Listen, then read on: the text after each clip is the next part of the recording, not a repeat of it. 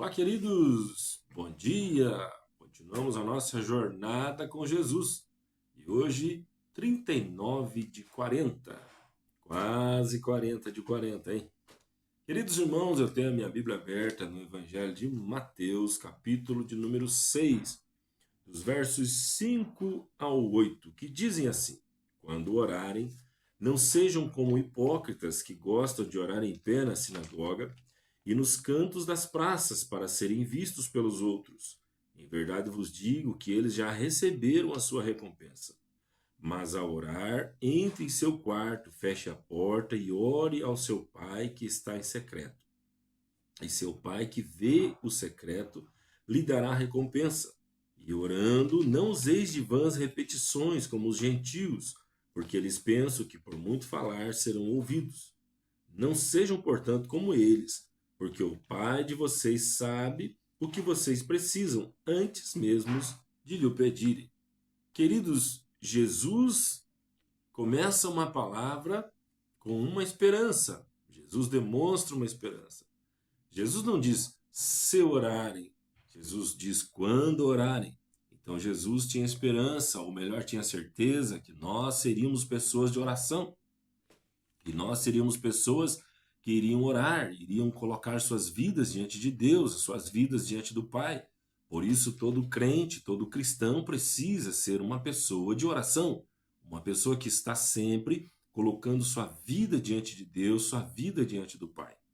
E é claro, queridos, que a nossa vida de oração não deve ser uma vida que a gente começa a contar para todo mundo, falar e expressar como se isso fosse uma vantagem, como faziam os hipócritas no tempo de Jesus, que eles oravam em pé, ficavam ali com aquela cara triste, fazendo careta e mostrando para todos que estavam orando e viam recompensa.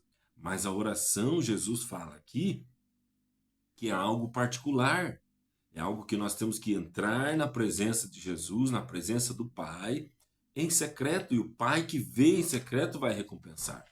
É claro que existem orações públicas, orações em reuniões públicas, orações em família, onde a gente ora, mas essas orações públicas não são a nossa vida de oração, não são elas que determinam a nossa vida de oração. Elas não é esta oração pública que rege o nosso viver, a nosso viver em oração diante do Senhor, diante de Deus. A nossa vida de oração, que seja a maior parte, que é a oração em secreto.